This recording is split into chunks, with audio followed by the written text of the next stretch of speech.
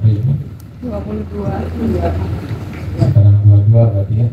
Insya Allah kita akan bahas makalah 22. Baik, kita mulai. Bismillahirrahmanirrahim. Ma min nafsin tubdihi illa walahu qadru fika yumdihi.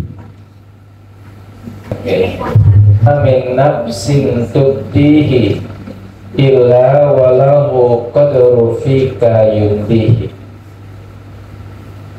Ma min nafsin, pada setiap desahan nafs, pada setiap apa? Desahan nafs, tubdihi,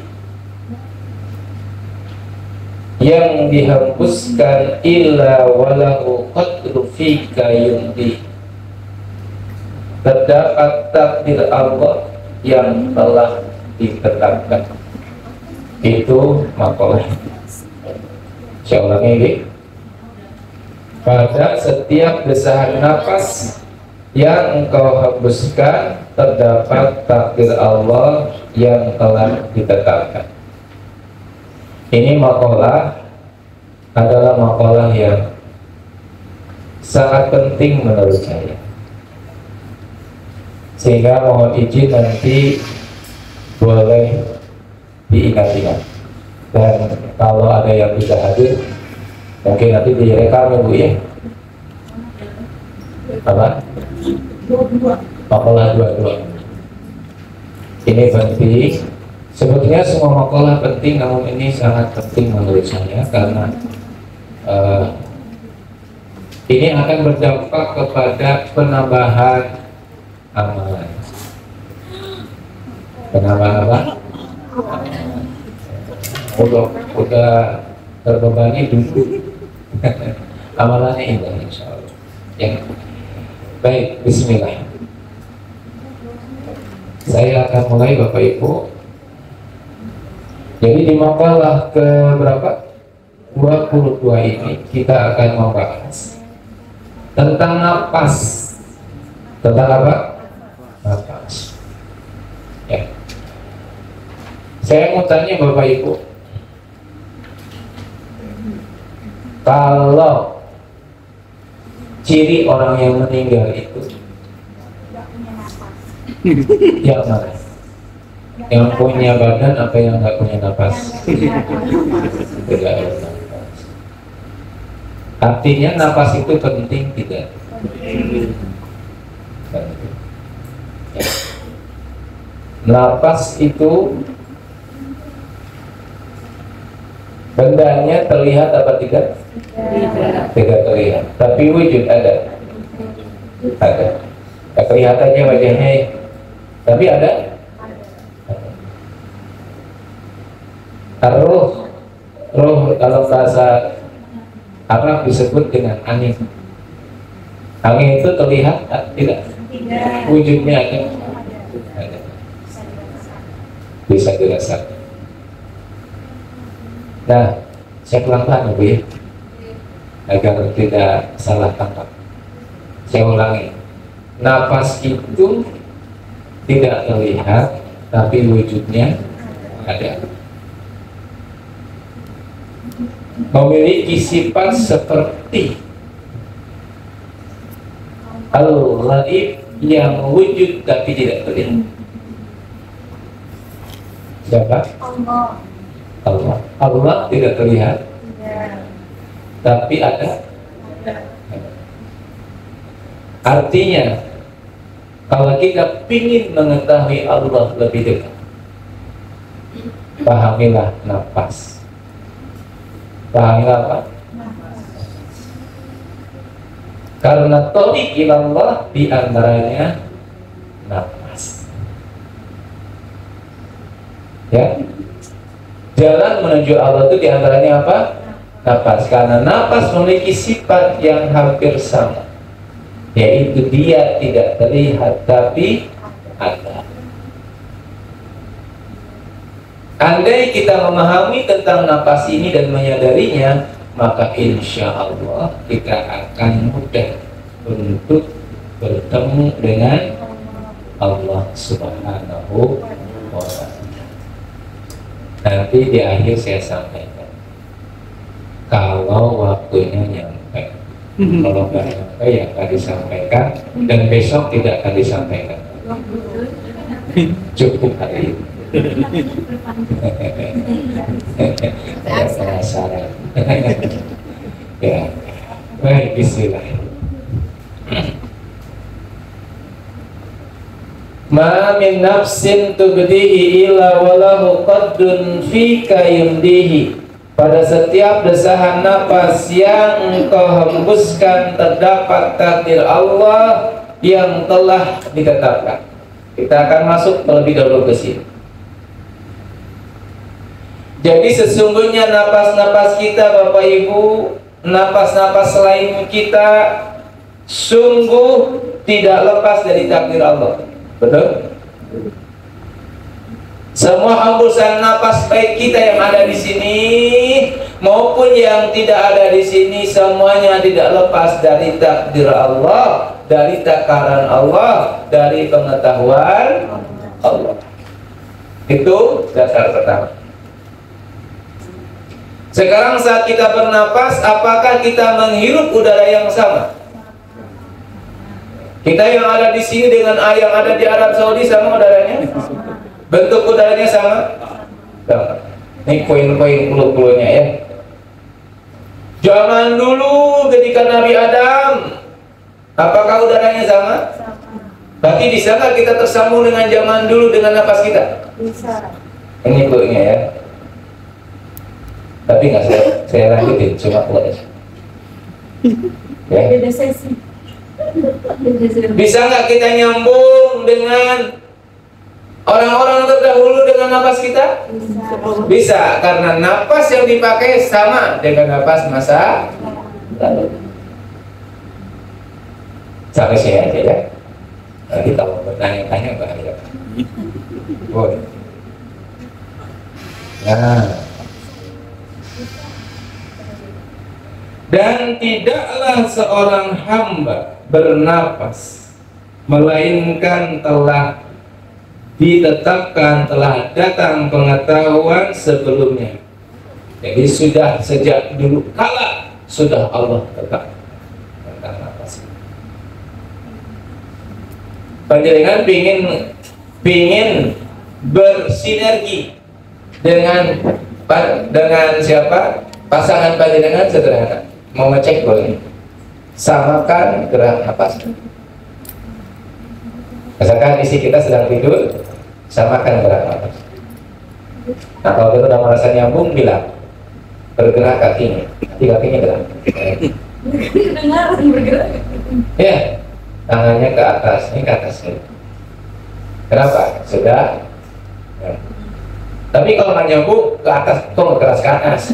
Nah, itu bukan salah saya, salah pendengar. Jadi sebetulnya kita bisa nyambung. Jadi saya mendoakan panjenengan dalam satu napas sakit-sakit mohon. Ya, mendoakan panjenengan dalam satu napas sakit. Hanya saya menyebut Allah. Terus saya tarik panjenengan semua kau sakit-sakit kau. Atau sebaliknya, saya didoakan oleh panjenengan cukup dengan satu nafas sakit-sakit kau. Kenapa? Nafas saya sama nafas panjenengan sama. Ini pelan-pelan ya. Mengetahui rahasia nafas, kita bisa mengetahui rahasia hidup. Baik, saya lanjut ya. Nah, karena itu ketika kita menghembuskan nafasnya di sana ada takdir Allah yang Allah tentukan, maka kata Al-Arif bila asri nokohilah, beliau menyampaikan, maka wajiblah untuk kita ridho dengan setiap kejadian yang Allah tentukan kepada kita. Betul? Saat panjenengan marah bernapas tidak? saat panjenengan bohong bernapas tidak? Kira-kira saat panjenengan bohong itu napasnya merekam tidak? Jadi siapa sesungguhnya CCTV-nya Gusti Allah itu? Bernapas. Nanti kalau Allah mencari datanya dari apa? Dari napas panjenengan.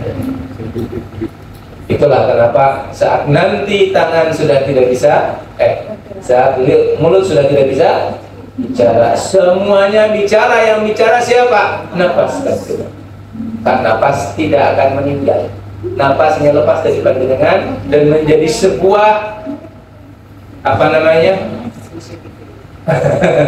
Sudah menjadi memori, menjadi dokumen alam semesta tentang siapa diri kita, yang suatu saat ketika dibangunkan tinggal diambil napasnya. Napas kamu berapa? 63 tahun.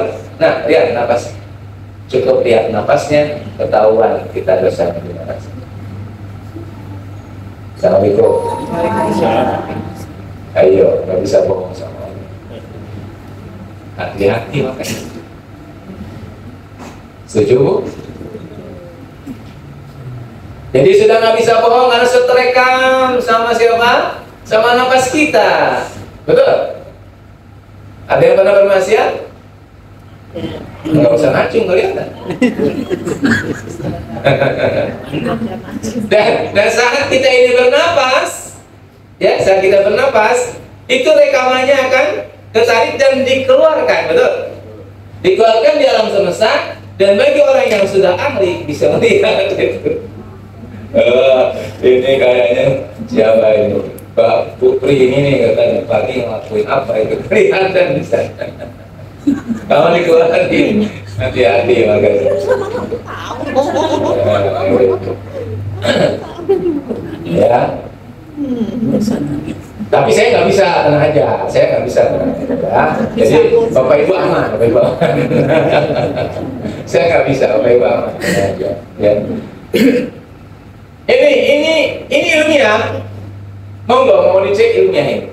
Karena setiap diri kita ini, napas kita ini kan, mohon maaf, ini ada HP ya. HP kita ini terdiri dari ada memori ya. Cetek terekamnya. Kira-kira yang merekam itu apa? Chip yang ada dalam HP itu. Chip itu berawal dari apa? Berawal kalau dikecil-kecilkan dari proton, dari neutron, dari elektron, betul? Ya, betul nggak? Dikecilkan lagi, maka ketemunya elektron neutron kan? Oksigen O2 yang kita tarik hembusan itu kan sama-sama. Dia molekul, ada atom, ada neutron, ada elektron, ada proton. Dan napas kita ini pasti mereka. Ya. Mohon maaf, bukan hanya sekedar napas, tempat yang kita duduki untuk bermaksiat itu mereka. Ya, itu apa? Tapi kita sedang bicara tempat, kita sedang bicara apa? Assalamualaikum. Masa kita sekarang takut sama CCTV yang ada di apa? Di tembok, tapi nggak takut dengan napas kita? Halo? Assalamualaikum. Berani nggak berbuat maksiat?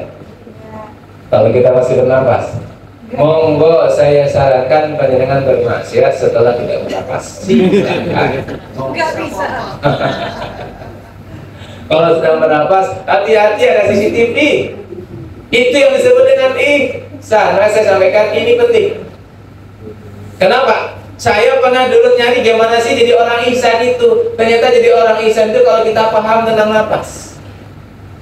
Karena saat kita paham tentang napas, ternyata kita ini napas kita merekam, artinya kita nggak bisa ngapa-ngapain. Dan mohon maaf, bagi orang-orang yang paham itu kegambar panjenengan. Kegambar. Tadi pagi ngapain ketahuan? Bagi orang ahli kasyaf. Tapi tenang, saya tidak bisa. Tenang, saya tidak bisa. Jadi nggak bisa, nggak bakal ketahuan sama saya. Khusus bagi ahli-ahli. Jadi kalau misalkan panjenengan datang itu udah kegambar gitu, oh tadi. Ya. Oh. Jadi nasihatnya itu tepat. Oh ya, ibu jangan marah-marah sama suami terus ya. Jangan cemburu terus sama suami, kasihan. ibunya cerewet, suaminya ya kasihan. Itu sebetulnya suami itu capek. Itu misalkan nasihatnya begitu. Kenapa? Ketahuan. Tahu. Ya. Cukup sampai sini aja ya. Nanti kalau dibahas nanti malah lanjut dengan ya. Ya. Nah, jadi saya ulangi, maka wajiblah engkau ridho dengan apa yang Allah tentukan kepada kita. Andai pada waktu itu Allah kasih ujian sama kita, ridholah. Karena yang dinilai oleh Allah bukan kejadiannya, yang dinilai oleh Allah sikap kita dalam kejadian itu, dan sikap itu direkam oleh nafas kita. Understand? Betul ya? Ini bapak-bapak nih Pak, bapak kemul nih, bapak kemul bernapas tidak? Allah takdirkan bapak melihat seorang perempuan cantik Pak, pakaiannya pakai SD. Nah, bukan masalah pakaian SD-nya, tapi bagaimana cara bapak melihat. Kalau bapak melihat dengan syahwat, terekam oleh apa? Nafas kita dan keluarnya dalam maksiat. Tapi ketika panjenengan datang ke sana mendoakan, ya Allah semoga beliau segera Engkau tutupi, maka yang ada adalah ketaatan kepada Allah, maka nafasnya ini merekam ketaatan. Jadi tidak ada yang buruk sesungguhnya. Ya. Kita misalkan diundang oleh tetangga, di tangan Pak, tasyangkur di tangan, yang ditampilkan koplo, apa namanya? Sekarang dangdut ya. Wah, joget-joget Pak. Tergantung bagaimana Bapak melihatnya. Bukan masalah jogetnya, itu mubah, tapi cara pandang kita yang menjadi maksiat itu. Ya ketika memandangnya dengan Masya Allah, terus kita berzikir, ya Allah semoga mati listrik. Enggak begitu. Tapi Allah semoga beliau setelah ini kemerdekaan kita ya banyak pikir. Tapi karena tahu mata kita ini lemah, hati kita lemah, ya kita lihat ya. Kita lihat kemana gitu. Ya, kita lihat. Memang betul-betul yang kita lihat. Enggak cuma nyuri-nyuri pandang, enggak, ya betul-betul kita lihat. Kalau jadi pandang saat kita bernapas ketahuan. Benar. Ingat, kita tidak boleh menilai kejadian. Kita harus rela dengan kejadian. Tapi bagaimana kita menyikapi kejadian itu ya akan direkam oleh nafas kita. Setuju? Bisa dipahami Ibu? Jadi kita punya CCTV. Kita nggak bisa menilai orang Pak, dan nggak boleh nilai orang. Apapun yang terjadi pada kita, siapapun dia, suami kita, istri kita, dia itu netral semuanya. Menjadi buruk saat kita menyikapi. Menjadi buruk saat kita menyikapi. Dia begitu sama kita, itu tergantung kita. Kalau kita menyikapinya baik, maka insya Allah nafas kita akan merekam kebaikan, dan akhirnya kita semakin dekat dengan Allah. Maka di makalah ke-20 ini ada sebuah amanah, pantang menilai kejadian dan orang lain. Setuju?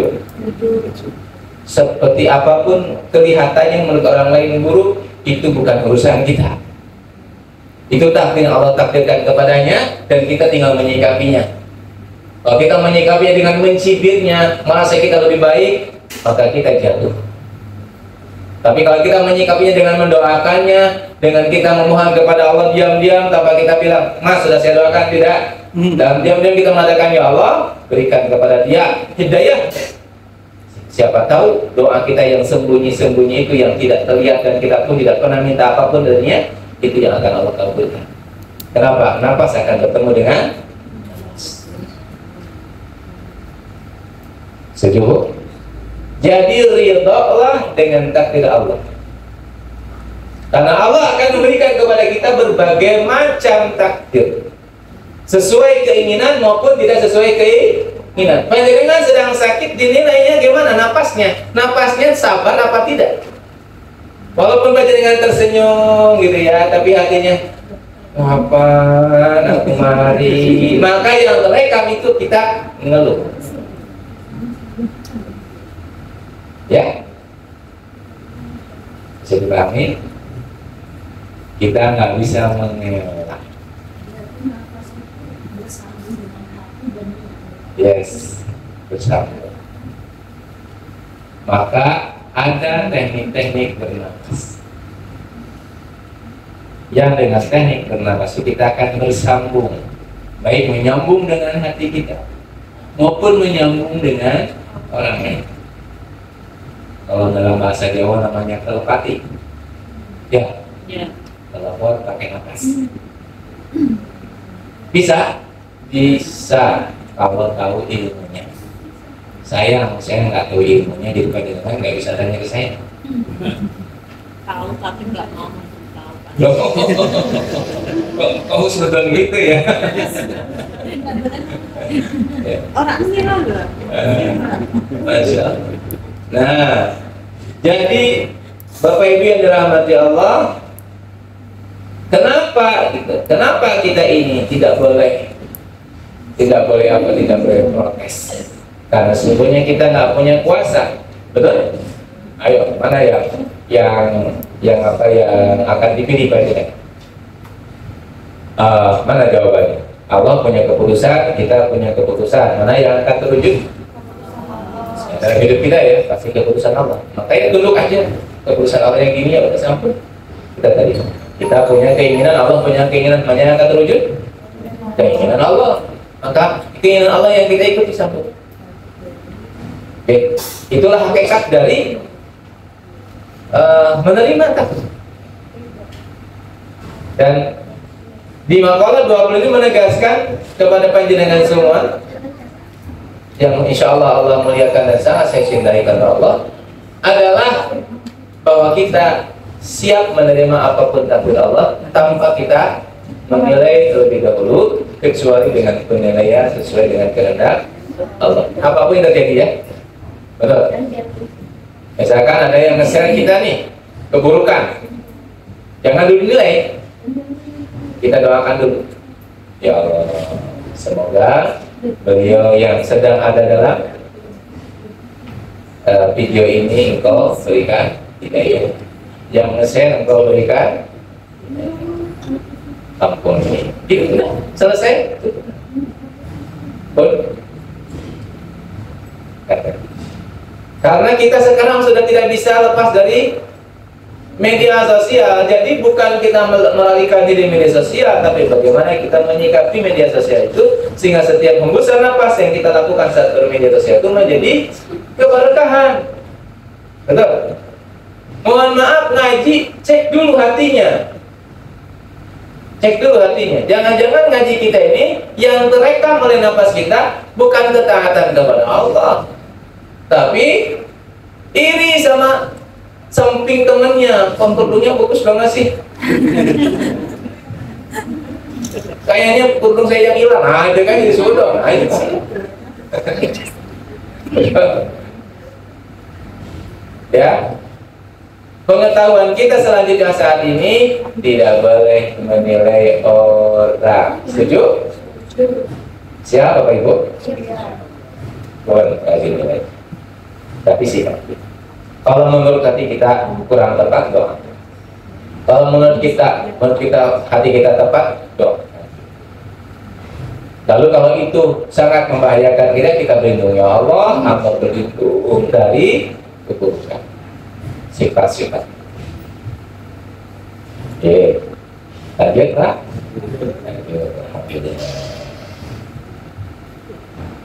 Jadi apa hakikat dari ridho itu Bapak Ibu?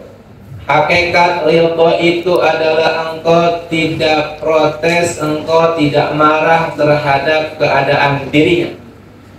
Jadi hakikat dari ridho itu adalah tidak protes, tidak marah terhadap keadaan dirinya. Ya. Lalu kapan kita marah? Jadi kan kita tidak boleh protes, tidak boleh marah sama Allah ya. Pertanyaan, kapan kita marah sama Allah? Ibu mau tanya, kapan kita marah sama Allah? Pernah marah sama Allah? Pernah? Pernah marah sama Allah? Pernah? Kapan kita marah sama Allah? Saat panjenengan marah sama makhluk Allah. Berarti pernah ya? Pernah. Saat panjenengan marah sama anak, kejadian anak sedang marah sama Allah. Saat panjenengan marah karena kejadian, gimana sih ini macetnya luar biasa, aduh. Nah saat itulah kita sebenarnya sedang marah. Karena siapa yang menciptakan keadaan itu? Allah. Siapa yang ngasih hidup? Bikin jalan? Allah. Siapa yang ngasih hidup? Bikin mobil? Allah. Jadi sebetulnya hakikatnya yang menciptakan kemacetan siapa? Terus kita marah-marah dengan macet, berarti marah-marah sama siapa? Itu. Assalamualaikum. Kemarau. Oh, kita marahin kemarau tuh. Banyu juga. Saja. Udah kayak gitu ya. Ini sebenarnya kita sedang marahin siapa? Seringnya. Dan saat kita marah-marah itu terekam tuh sama nafas kita. Oke. Ayo, yang tanpa sadar sering marahin orang tuanya. Ayo, hati-hati. Orang tuanya sudah sepuh, sering dimarahin. Dalam hati marahnya. Wow. Yang sering marahin suaminya siapa? Ayo. Direkam, saya nggak bisa menunjuk ya, tapi udaranya sudah menunjuk. Udaranya sudah menunjuk siapa saja yang pernah bilang, orang-orang, nggak ada kamu juga nggak apa-apa, aku bisa hidup sendiri. Ada aja yang kayak gitu. Kata-katanya itu ya ada. Ayo. Saat panjenengan begitu, sungguhnya panjenengan sedang marah sama Allah yang ngasih nikmat berupa apa? Seorang suami. Terus kamu itu berarti ridho itu gimana Bu? Tidak marah, tidak protes sama Allah. Kapan kita protes sama Allah? Ya itu tiap kehidupan kita. Berarti nggak boleh protes, nggak boleh. Tapi kan saya manusia, iya panjenengan manusia wajar. Tapi wasari'u segera kembali kalau kita sadar. Istighfar kembali ke Allah. Saya salah. Setuju? Masya Allah. Gitu ya. Jadi yang masih punya pikiran-pikiran kurang tepat, monggo diluruskan. Karena udaranya itu nyambung ya. Jadi sesungguhnya tidak ada yang rahasia. Ya, maaf ya Bu ya. Tidak ada yang rahasia bagi orang yang tahu rahasia. Betul? Saya ulangi ya. Tidak ada yang rahasia bagi orang yang tahu rahasia. Artinya semua pikiran panjenengan yang berjalan itu langsung terekam oleh napas yang keluar dari hembusan napas. Maka hati-hati sama orang-orang yang tahu siapa. Saya juga kan tahu. Bisa jadi di samping kanan kan celimang nggak tahu. Betul nggak? Sehingga ampun, kenapa saya bilang ayo aja, yuk kita istighfar aja tiap hari, tiap detik. Sehingga yang melihat orang yang paham tuh, masya Allah ibunya ini istighfar dulu. Pikirannya cuma satu apa? Dekat sama Allah, masya Allah. Gitu. Setuju kan? Ya. Nah, lanjut ya. Nah, dikatakan di sini dalam sebuah hadis Rasulullah SAW menyampaikan, izin saya belum mengecek hadis ini sahih atau tidak ya. Namun hadis ini sangat baik untuk kita pahami. Wahai fulan, wahai hamba Allah, ini akhirat. Ini hadis bersih. Aku sakit, engkau tidak menjenguk. Aku lapar, engkau tidak memberi makan. Kalau bertanya, kau pernah sakit ya? Kau pernah lapar? Ternyata yang disebutkan oleh Allah adalah yang menciptakan sakit siapa? Allah. Bangkong nggak jenguk tetangga yang sakit. Yang menciptakan lapar siapa? Allah. Kenapa engkau tidak mengasih makan kepada orang yang lapar? Jadi begitu. Betul nggak yang menciptakan lapar Allah? Betul. Dan rezeki itu yang menyempitkan Allah, yang meluaskan. Jadi jangan terlalu jumawa kalau kita dalam kondisi luas. Apa rezekinya? Justru kita harus khawatir, ini siapa yang harus saya kasih makan? Sebagai wasilah dari amanah dari Allah menitipkan rezeki kepada saya. Betul kan? Iya. Wah, ini uang saya banyak ini. Keren ya saya. OTP, OTP. Mati. OKB. Orang kaya baru misalkan. Enggak ada orang kaya baru bagi orang yang paham hikmah. Ini amanah dari Allah. Ini siapa yang belum makan mau saya kasih makan, karena memang sedang dibergilirkan begitu. Tahu dulu juga saya begitu. Sekarang saya dikasih, maka ayo digilir mana nih? Siapa yang sedang punya hutang mau saya bayarin? Ayo mana? Saya juga belum punya saya.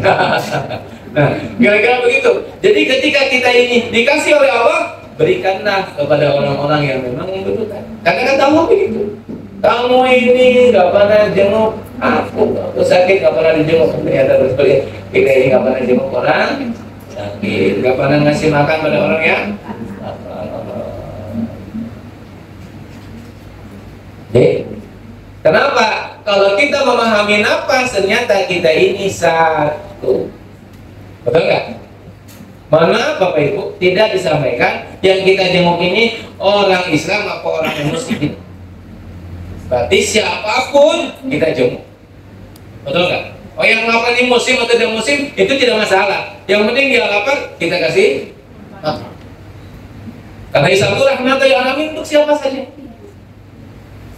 Tidak. Untuk siapa saja. Dan kalau kita memahami Islam dengan penuh itu, maka Islam itu penyayang, Bapak Ibu.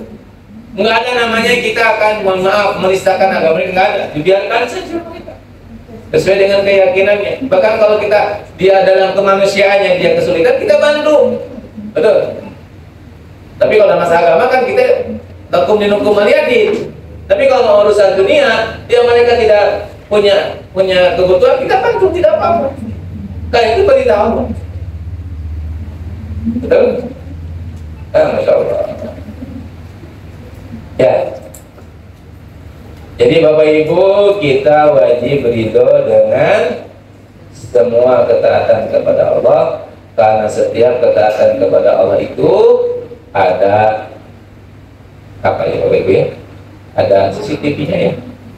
Ada data yang akan terekam oleh kita. Ayo, yang sudah paham ini sudah sulit kita untuk berbuat maksiat. Karena nafas kita itu merekam semua perbuatan kita. Dan di dunia pun kalau Allah mengizinkan kepada seorang hamba mampu menyambungkan nafasnya dengan nafas orang lain sehingga dibuka sama Allah, kebiasaan buruk kita terlihat oleh orang lain. Malu nggak Pak? Malu. Betul kan? Oh, kita udah tutupi kan? Tapi biasanya orang seperti itu nggak bakal buka. Dia tidak akan apa? Cuma kita kan akhirnya paham. Ya, mohon maaf ya, saya kalau mau ketemu sama ulama guru itu ada prosedur dulu Pak. Prosedurnya apa? Baca doa dulu, sholat hajat dulu, sholat taubat dulu. Kalau nggak saya nggak berani. Karena ke bawah itu ya. Ya, sama orang-orang yang sudah diberikan Allah untuk kebaikannya ya.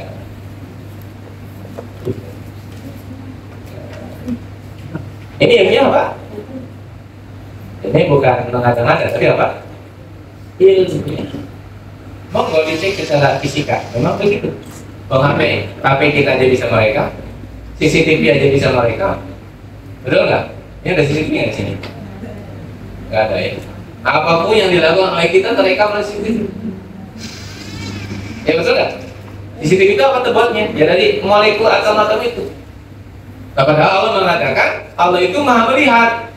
Maka nanti kita ini akan dihisab sama Allah. Allah kasih kalkulator kan pakai tool yang Allah kasih pada kita apa? Nah, disinilah ihsan anta budallah ka'annahu ka'annaka tarahu wa illam takun tarahu fa innahu yaraka. Kita beribadah kepada Allah seakan-akan kita melihat Allah.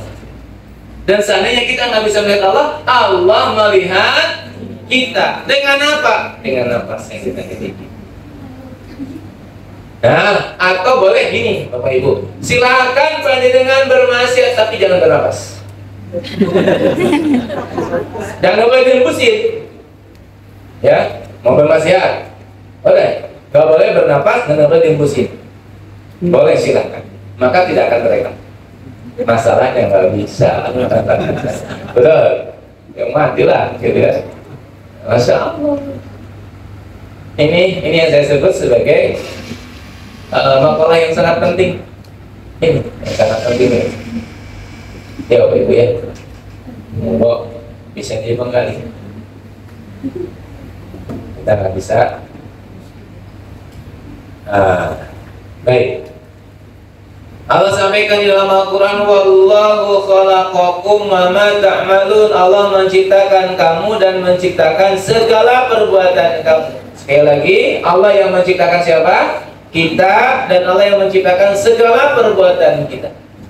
Maka semua perbuatan itu Bapak Ibu semuanya netral. Yang bikin buruk itu tanggapan kita. Oke? Yang bikin buruk apa? Tanggapan. Gimana kalau yang disebut maaf berzina itu sudah ada hukumnya, betul? Memang buruk itu mah, ya. Namun cara pandang kita terhadap itu yang bikin akhirnya kita ketularan. Dosa apa? Zina itu. Wah kacau, jangan gitu ya. Kamu mah kayak gitu, nah. Terus kita gibahin tuh, dia pekerjaannya kayak gitu. Nah kita mah dapat. Kenapa? Kata itu. Apanya? Dosanya dia ke kita, dia ke kita. Jadi dia netral sesungguhnya bagi kita. Bagi dia kan berdosa, tapi bagi kita apa? Netral, tapi akan menjadi buruk saat kita cara menyikapinya salah. Hati-hati, sekarang memang sudah banyak di media sosial kan begitu-begitu ya. Maka kita doakan jangan sampai kita ini malah kebawa, malah memisuh-misuhi. Tahu bahasa Inggrisnya memisuh-misuhi apa? Bahasa Indonesia ya pokoknya gitulah. Iya, kita menyambungkan, mengkonekkan, akhirnya terkonek. Sedekah jariah, tapi keburukan, ya kan? Kata, kenapa sih nggak boleh ghibah Bapak Ibu? Karena ghibah itu keburukan orang datang ke kita. Hadisnya begitu kan? Hadisnya begitu. Nanti di akhirat itu akan ada datang orang yang banyak sekali kebaikannya. Tapi dia ini rugi. Kenapa? Kebaikannya diambil sama orang yang digibahi oleh kita. Keburukannya kita ke kita. Sebetulnya secara ilmiah juga sama. Saat kita sekarang bergibah, itu sudah terkonek sama dia. Nanti itu keburukannya. Dan kebaikan kita ditarik oleh dia. Lah dia nggak tuh kan ikhlas tuh. Ya hati-hati. Dunia ini kan tarik menarik. Alhamdulillah dapat kesan. Maka ini kita harus mengamalkan minimal tiap hari Jumat al-kahfi 1 sampai 10 atau tiap pagi 1 sampai 10 kan ini fitnah dajjal. Ini sudah fitnah dajjal. Ini sudah fitnah dajjal. Karena ini bermata satu kan Bu. Saya aja terfitnah Bu bawa apa? Ini kan? Ini matanya satu kan? Betul. Maka lindungi dengan surat Al-Kahfi 1 sampai 10. Jadi kalau enggak kita terkonek dengan keburukan orang lain. Optimis, yakin ya Allah. Bismillah. Namun lindungi diri kita. Sadar bahwa kita ini punya CCTV yang sangat presisi. detail, bahkan tidak ada satupun ruangan yang tidak bisa terlewati oleh liputannya. Kalau CCTV di rumah itu masih bisa, ini nggak bisa. Kemanapun kita pergi, CCTV-nya akan selalu menyertai. Bahkan dia bisa masuk ke dalam diri kita yang paling dalam. Apa namanya? Nafas. Tapi kalau kita udah bisa ini ihsan apa itu? Inilah ihsan. Ya, inilah ihsan. Ya, Pak Ihsan ya, ada Pak Ihsan di sini? Inilah ihsan. Oke, saya lanjut dulu Bapak Ibu. Masih ada ya? Nah, Bapak Ibu, tauhid itu dibagi menjadi dua ya. Ada yang tauhid af'al, yaitu mengesahkan perbuatan-perbuatan Allah. Jadi perbuatan-perbuatan Allah kita esahkan. Ya, perbuatan Allah apa? Af'alnya Allah. Allah yang menciptakan seluruh alam semesta. Dan Allah yang menciptakan semua perilaku seluruh yang ada di alam semesta. Maka bismillah. Karena kita sudah pernah menyampaikan 10% hidup kita ini apa? Masalah, 90% penyikapan masalah. Mari kita sikat. Sehingga yang keluar dari napas kita ini adalah kebaikan. Yang keluar dari napas kita ini kehambaan. Yang keluar dari napas kita ini adalah kekhalifahan kita sebagai khalifahnya Allah. Selalu itu. Sehingga kerekam ke atas itu adalah kebaikan. Pernah kita bahas ya, tapi bukan hikam. Kajian Kamis tentang hadis yang panjang itu masih lupa? Masih? Alhamdulillah. Kalau masih itu alhamdulillah ya. Kan gitu ya. Kita Allah itu tiap hari nazzala khairan di abdihi, Allah turunkan kepada hambanya apa? Kebaikan-kebaikan, tapi keburukan-keburukan tiap hari kita naikkan. Kalau gimana cara naiknya? Pakai napas kita. Itu maksud. Kan menghembus nafas tuh. Kita masih ngembusin nafas nggak? Tarik. Ya. Bismillah. Semoga setelah ini panjenengan dan kita semua bisa ihsan. Amin. Mau sembunyi dimanapun nggak bisa. Bapak-bapak mau maksiat sembunyi dimanapun nggak bisa. Kebetulan sekarang istri kita sudah punya CCTV yang baru. Namanya napas Bapak dibaca sambil. Pengen tahu Bu caranya? Kamu mau tahu? Agar bisa melihat napas suami. Nah, kalau itu yang diinginkan pasti nggak bisa. Kenapa? Karena udah ada nafsu dalamnya, pasti nggak bisa. Ya. Gitu. Jadi Bapak Ibu rahmati Allah, mari kita jadikan kita menjadi hamba Allah yang ihsan dengan kita selalu menyadari nafas kita. Ya. Baik. Bapak Ibu, mungkin saya singkat saja. Nah, Umar bin Khattab menyampaikan kepada kita semua cara kita agar kita mampu melakukan muhasabah, hisab. Ya, hisab. Bapak Ibu, hisab itu kan perhitungan. Betul ya? Menghitung. Nah, bagaimana caranya agar kita ini bisa muhasabah? Maka Umar itu orang yang paling takut sekali dengan maksiat. Maka beliau mengatakan takut dari tiap maksiat. Kenapa takut? Ya, kalau kita udah paham ilmunya takut Bapak Ibu. Kenapa? Terekam. Betul? Terekam. Aduh, Masya Allah. Bebas kita meninggal dunia itu. Meninggal kan intinya mati Pak, napasnya kan hilang. Terus nanti pas dikembalikan kita bisa lihat tuh, waduh ternyata ketahuan semua. Sama siapa? Sama kita sendiri dulu. Waduh, dikubur aja kita udah tahu nih kita ini ke surga atau neraka. Dan kita dibukakan oleh Allah di dalam kubur, dibuka kembali kehidupan kita. Saat itulah kita bisa melihat rekaman napas kita. Napas berapa detik per hari? Terkadang napas kita setiap detik ya. Terkadang tidak. Ya, intinya napas kita ini sangat betul-betul tidak tidur. Bahkan kita tidur, nafas nggak tidur. Betul nggak? Siapa di dalam hidup kita yang tidak pernah tidur? Nafas kita. Bahkan kalau nafas kita ini dibarengi dengan, mohon maaf, ada asmanya, itu kalau tidur itu ada nyanyinya nafas. Betul nggak?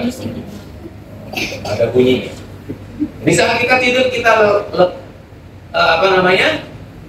lelap gitu, nafas malah bernyanyi. Gitu ya? Itu luar biasa. Ini sakti sekali nafas ini. Betul?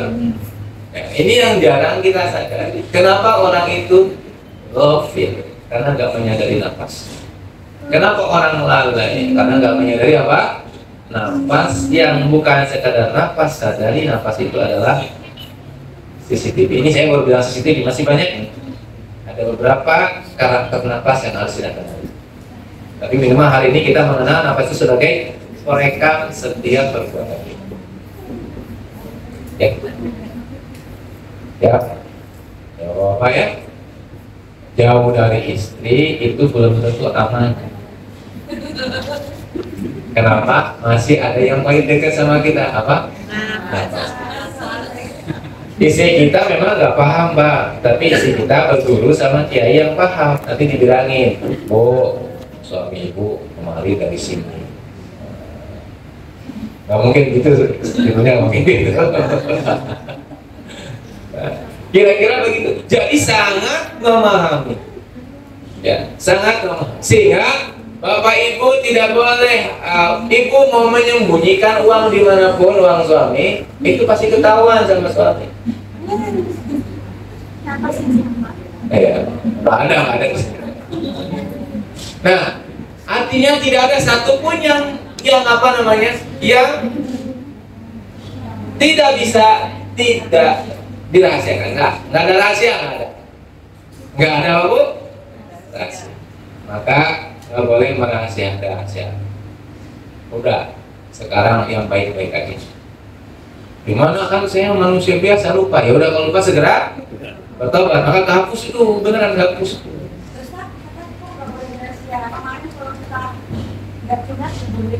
Apa? Kalau curhat sama suami ini tiba sama suami jadi tiba. Emang nggak boleh ada rahasia. Maksudnya rahasia itu kita nggak boleh banyak keburukan. Bukan merak curhat, enggak, bukan begitu maksudnya. Kan nggak boleh ada rahasia. Bisa dipahami nggak, Bu? Artinya tidak ada rahasia bagi hamba-hamba Allah. Kalau dia merahasiakan keburukan pasti ketahuan. Seburuk apapun kita menyembah pasti ketahuan. Sama siapa? Ya sama Allah dan sama orang yang diizinkan Allah tahu. Oke ya. Understand? Ya. Setuju Bapak Ibu? Ya. Oke. Jadi ihsan ya. Kemanapun kita berada, ayo. Nah. Amalannya gimana Ibu? Amalannya sadari nafas. Sementara apa? Sadari nafas. Nanti memang ada zikir nafas, tapi nanti saja. Sadari nafas. Bahwa nafas itu adalah yang paling dekat dengan kita, yang tidak pernah tidur. Dan dia tahu segala perbuatan. Bahkan mohon maaf, informasi dari luar bisa diakses melalui nafas kita. Maka sadari dulu nafas, kenali nafas. Ya.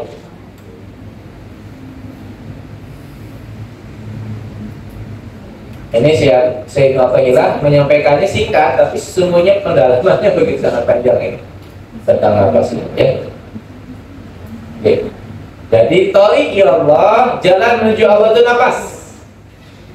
Dan mohon maaf, thoriq ila syaitan juga nafas. Nafas yang bagaimana? Tanda-tanda nafasnya adalah nafas yang tidak beraturan. Nafasnya duduk-duduk ya, beraturan. Itu adalah thoriq, biasanya thoriqnya ila syaitan. Nafasnya itu apa namanya?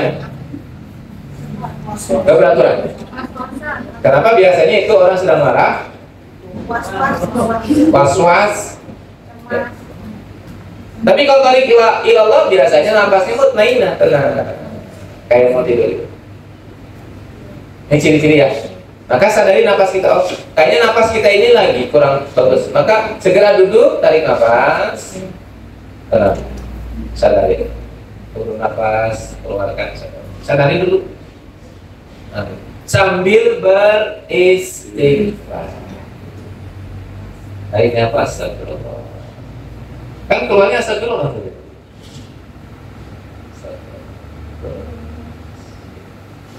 Dikasih oleh Allah takdir kurang baik, kita menerima, ya Allah, darimu saya terima. Ya, ya. Itu Bapak Ibu ya. Baik.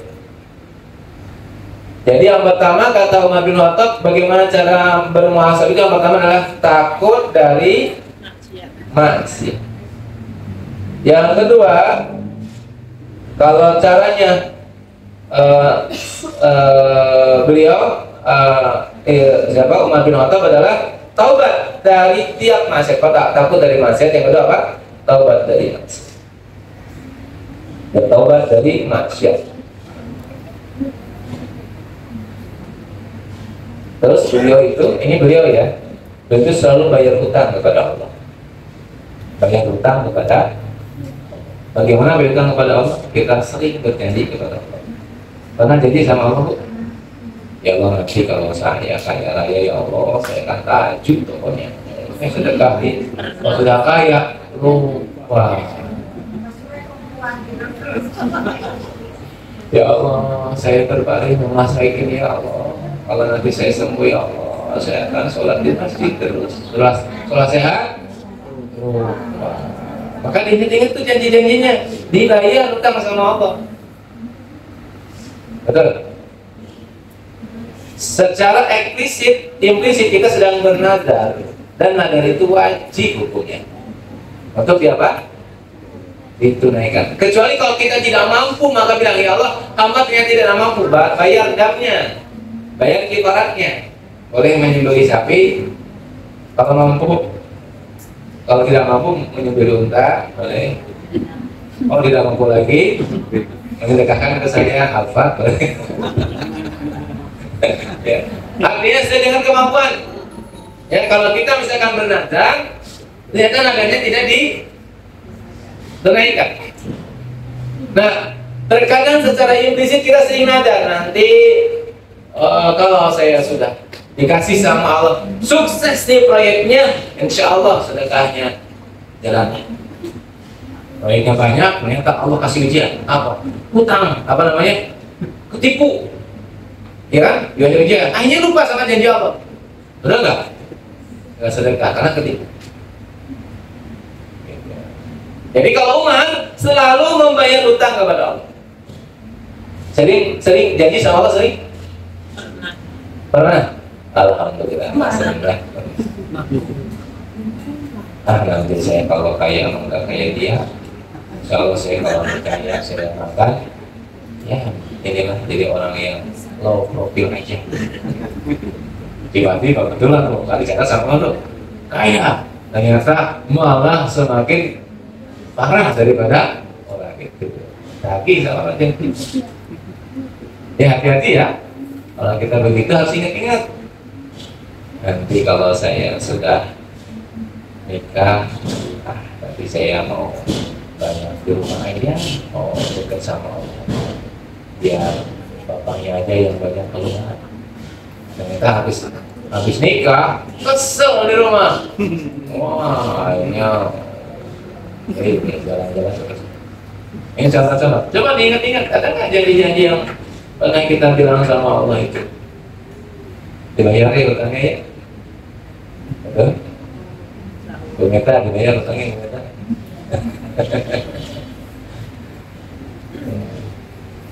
Oke, lanjut. Yang keberapa? Ketiga, kembalikan ya Beliau selalu mengembalikan hak yang bukan miliknya kepada orang yang berhak memilikinya. Misalkan ada barang yang kita pegang, kita kembalikan ke yang berhak memilikinya. Dan ini Umar melakukannya tiap Jumat, sambil bawa apa? Pecut. Jadi kalau dia salah itu pecut sendiri, masya Allah. Karena beliau begitu sangat paham tentang nafas itu. Umar itu kan beliau saking beliau ini beliau ini begitu sangat luar biasa, terpilih oleh Allah. Beliau sedang berkhutbah, beliau lihat apa? Tentaranya yang sedang berperang. Bagaimana cara lihatnya? Kalau pakai ilmu logikanya, pakai ilmu nafas kesambung. Lihat sama beliau teriak kan, ambil jalan sini kedengaran juga tuh, masya Allah. Sakti lah. Kalau paham ilmunya nggak sakti. Tapi kalau kita nggak paham ilmunya, sakti banget ya. Nah, tapi kita nggak paham ilmunya, ya sakti banget. Ya, kita mah bilangnya sakti banget aja ya. Kita nggak tahu. Nah, gitu. Jadi kembalikan kepada yang pemiliknya. Yang keempat adalah minta halal kepada orang yang tersakiti oleh kita. Minta halal kepada orang yang tersakiti oleh kita. Monggo ibu-ibu yang seringnya kita ngomongin saya minta halal sekarang. Ya, minta halal kepada orang yang disakiti oleh kita. Siapapun yang pernah disakiti minta halal. Saya juga minta halal sama ibu-ibu ya. Barangkali banyak tersakiti oleh saya. Dihalalkan Bu? Ada syaratnya nggak? Nggak ada. Ada ya? Oh, ada syaratnya. Syaratnya praktekkan ilmunya. Halal insya Allah. Ya, mau tanya? Ya, boleh. Kita halal pada yang tersakiti oleh kita. Misalkan kita lakukan, tapi yang bersangkutan malah jadi marah, tidak terima hukuman. Oh, malah ini ya, malah muntap-muntap ya. Maka ada kaidah melakukan hal yang mudaratnya kecil daripada mudaratnya besar. Kalau ternyata dikasih kita minta halal malah dia malah marah-marah, maka cari yang mudaratnya kecil tuh angkat. Ya. Nah, kalau kita prediksi dia akan marah ya udah jangan. Tapi kalau misalkan diprediksi dia insya Allah menerima, minta sadar ya. Oh enggak. Pertama, bagaimana agar punya hati yang bisa selalu memaafkan orang yang salah meskipun dia berkata maaf. Yang pertama. Yang kedua, bagaimana agar kita bisa istiqomah menerima dan itu akan menjadi Allah yang atas kita. Ya, Masya Allah. Bagaimana caranya agar kita bisa memberikan maaf, pintu maaf bahkan sebelum orang lain minta maaf. Ini saya ngambilnya contohnya Rasulullah ya. Jadi ini baru teori Pak, karena saya juga dulu bisa. Ini baru apa? Saya tegasin dulu. Ya, tegasin dulu. Karena saya juga belum. Jadi bagaimana caranya kata Rasulullah agar kita mampu menjadi pemaaf? Lihatlah sifat Al-Ghafur. Siapa Al-Ghafur? Allah. Yang laut dan Ghafur itu kan laut dan ampun. Jadi sebelum kita salah itu Allah sudah ngasih apa? Maaf. Nah, kalau kita ingin memiliki perasaan bahwa saya ingin memaafkan orang lain, maka dekatlah sama Al-Ghafur. Caranya gimana Pak? Pertanyaan Tidak ada jawabannya ya? Semakin paham kan Bu, kenapa saya suruhnya istighfar? Ya, agar hati kita ini diluaskan oleh Allah sehingga tidak ada perasaan kita ini disakiti. Udah, saya maafin, udah, maafin.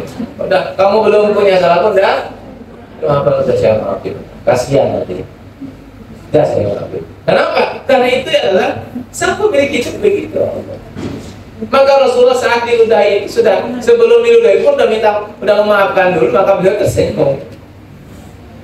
Betul ya? Udah tersenyum. Kenapa? Oh ya udah gimana?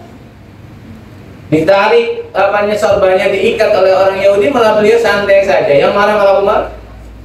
Kenapa? Karena beliau memiliki sedikit banyak ya dari Allah-Allah. Ya, memaafkan sebelum orang lain selesai. Itu caranya. Caranya gimana? Perbanyak isi. Jadi gini bahasanya. Oh Allah yang maha pemaaf, kenapa saya nggak maaf? Betul nggak? Jadi ke sana. Jadi kalau kita udah kesel, Allah yang maha pemaaf, saya kok nggak maafin orang? Kok bisa kayak gitu ya? Kira-kira. Nah, yang kedua tadi. Gimana agar istiqomah Ah. bisa menerima dan juga Kata Allah ya. Ini memang butuh latihan. Latihannya itu ya dalam kehidupan yang lain. Jadi memang kita selalu yakin bahwa semua yang terjadi pada kita ini izin Allah. Semuanya izin Allah, dan sering sekali kita sampaikan kalau izin Allah itu begini. Kita sedang tawaf, kita dituduhin oleh seseorang di belakang kita. Kami jatuhin masih marah. Tapi ternyata yang jatuhin kita adalah seorang sosok yang mulia. Siapa? Imam Ash-Shafii. Jadi kita lihat ke belakang, yang jatuhin adalah sosok mulia. Kira-kira jadi marah tidak? Tidak jadi marah. Artinya kita harus selalu latihan agar kita yakin bahwa semua yang Allah takdirkan itu pasti yang terbaik. Pokoknya kita ridho aja kan dengan takdir Allah. Ya. Nah, namun mohon maaf, ini biasanya setan akan ngejar kita. Kita akan dikejar, akan jatuhnya saat usaha. Karena kita udah pasrah sama Allah, ya sudah. Sekarang saya pasrahkan kepada Engkau, gimana selesai. Itu yang salah otak. Saya ulangi apa? Salah otak. Jadi kan kita sudah pasrah sama Allah, sudah menerima. Tapi saat kita berikhtiar menyelesaikan masalahnya, kita mengatakan, ya Allah, aku sering sama Engkau aja dah, aku tak duduk-duduk aja. Itu yang salah. Kenapa? Allah itu sudah titipkan kepada kita sam'a basar afida, mata, telinga, hati. Untuk apa? Ikhtiar. Allah sudah ngasih kepada kita jawaban melalui pikiran kita, melalui perasaan kita, melalui hati kita. Gitu ya. Jadi saat kita menerima takdir dari Allah itu dalam kondisi takdir keadaan, tapi kita merubah itu, kita harus ikhtiar. Kita menerima apa adanya saat ini. Saya nggak punya uang, kita terima adanya, ridho ya Allah. Tapi kalau pingin uang, jangan diam. Tetap apa? Kerja, ikhtiar. Gak bisa kita ini dengan dia terus dikasih sama Allah uang. Kenapa? Allah telah menitipkan kepada kita mata, telinga, hati untuk berbuat itu. Sama, pancen saya mah sudah sama orang maksiat, ya Allah, saya serahin sama Engkau, gimana caranya, Engkau kan yang punya saya udah nggak bisa. Nggak boleh gitu. Allah udah ditipin sama kita mata, telinga itu, bahwa kita bisa melakukan itu. Sekali kita memutuskan A, bisa. Ini saya ketemu dengan seorang ulama ya, pimpinan pondok pesantren, masya Allah, beliau cerita setiap hari itu merokok 5 bungkus. Bahkan sampai kalau tidur itu, kalau misalkan rokok belum selesai, belum habis, belum bisa tidur. Harus habis dulu baru tidur. Lama gitu, akhirnya beliau, ini kayaknya aku ini nggak benar ini. Beliau menyadari, saya nggak benar. Akhirnya beliau mengatakan, saya berhenti merokok. Berhenti langsung bisa. Padahal beliau sangat ketagihan sama, sampai sekarang nggak merokok. Ini contohnya. Jadi latihan untuk selalu ridho dengan kehendak takdir Allah. Latihannya gimana? Ya terima itu. Sekarang panas kita terima. Betul? Sekarang uang kita sedikit, kita terima. Kita senyum sama orang nggak cuek sama kita Allah sedang ngasih kurikulum. Iya. Tapi dengan urusan kita merubah, iya. Hati-hati ya, karena terkadang kebablasan. Kita menerima impandu, tapi dia tidak mau merubah. Ya kerja. Kalau kita ingin punya uang ya, dia kan dengan mudah itu. Gak bisa dengan tim. Action. Itu yang disebut dengan makna tawakal yang tersebut. Jadi Terjawab sudah, hikam itu nggak bakalan panjenengan ditarik agar panjenengan meninggalkan dunia, enggak. Hikam itu mengajak panjenengan untuk menyikapi dunia secara proporsional, menyikapi dunia sebagai fungsinya dunia. Nah, terkadang dunia dijadikan sebagai Tuhan oleh kita. Nah, hikam itu mengajak kita agar dunia hanya dunia saja. Tuhan siapa? Allah. Baik. Karena pernah kalau nggak salah di Logo Jimbangan ada seorang pemuda datang ke saya, Ustaz, katanya kalau ngaji hikam nanti saya nggak suka dunia, tapi saya nggak semangat kerja. Kata siapa? Kata kiai saya. Kamu kok panjenengan ikut saja, nanti juga enggak, tapi nggak ikut. Cuma sebentar aja ikut. Jadi insya Allah begitu ya. Setuju ya? Baik. Semoga Allah ridha. HP itu halal atau maksiat? Apa? HP itu halal atau maksiat? HP itu netral, Pak. Mubah. Al-aslu al-asya ibah. Saya kira sesuatu yang tidak ada hukumnya adalah ibah. Ibah itu adalah boleh, kata kaidah usul fikih. Kecuali kalau yang ini menjadikan mudarat berubah, bisa makruh, bisa haram. Tapi yang ibah bisa nggak menjadi berpahala? Bisa, saat yang ibah itu kita pakai untuk kebaikan. Jadi HP itu bukan HP-nya yang halal atau haram, tapi apa? Penyikapan. Betul ya Pak ya? Kira-kira gitu. Kaidahnya di sana. Nah, kalau kita pakai untuk perbuatan tidak baik ya, berarti mudarat nih, tinggalin. Betul. Tapi kalau ini bisa membuat kita baik, jalankan aja kan. Saya kira begitu. Ada yang lain enggak? Oh, enggak. Kalau sakit itu adalah penggugur dosa. Ya. Berarti kan kita punya dosa, kita dikasih sakit. Kita selain istighfar, perlu nggak bisa tahu sebenarnya aku berbuat dosa apa sih, supaya kan kita bisa sembuh. Tapi yang kadang-kadang lupa. Jadi dikatakan sakit itu penggugur dosa. Jadi bukan sakitnya yang menggugurkan dosa, bukan sakitnya, tapi kita sabar menerima sakit itu. Kalau kita ikhlas dengan sakit itu yang menggugurkan dosa kita. Sakit itu ya sakit, rasanya kan gak enak, nggak bisa menggugurkan dosa, rasanya enggak ya, tapi saat kita menerimanya itu, akhirnya ini bisa menggugurkan dosa. Jadi poinnya bukan pada sakit, tapi pada sikap kita. Panas ini bisa menggugurkan dosa loh. Dengan panas ya, tapi menerima panas ini dengan ini bisa menggugurkan dosa. Ini kita silaturahim bisa menggugurkan dosa? Bisa. Kalau kita betul-betul saat silaturahim, betul-betul kita saling mendoakan, saling salaman, saling betul-betul kita maafkan saudara. Kayak begitu ya. Jadi bolehkah saat lagi kita evaluasi dosa saya? Apa? Boleh. Karena sesuatu yang terjadi kepada kita yang buruk itu terkadang itu memang diakibatkan oleh kita sendiri, bukan dievaluasi. Jadi ya, matur. Yang lain cukup? Pak cukup, kita cukup ya. Semoga Allah ridho. Dan amalan kita hari ini ditambah dengan menyadari nafas. Saat kita menjadi nafas, berarti kita menyadari bahwa ada CCTV yang setiap hari memantau kita. Lalu cek mana nafas yang paling nyaman. Ya, latihan nafas mana yang paling nyaman. Saat kita bernapas, kita ingat sama sang pemilik nafas. Insya Allah dengan begitu, mudah-mudahan kita bisa menjadikan nafas kita ini yang ketarik ke atas itu kebaikan-kebaikan insya Allah. Mudah-mudahan sisa-sisa nafas kita, sisa-sisa yang punya bobot yang berat, sehingga keburukan kita di masa lalu kalah dengan nafas kita yang tinggal sedikit.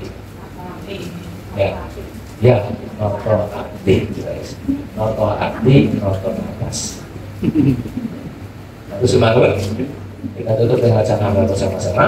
Alhamdulillahirabbil alamin. Subhanakallahumma wa bihamdika asyhadu an la ilaha illa anta astaghfiruka wa atubu ilaik. Assalamualaikum warahmatullahi wabarakatuh.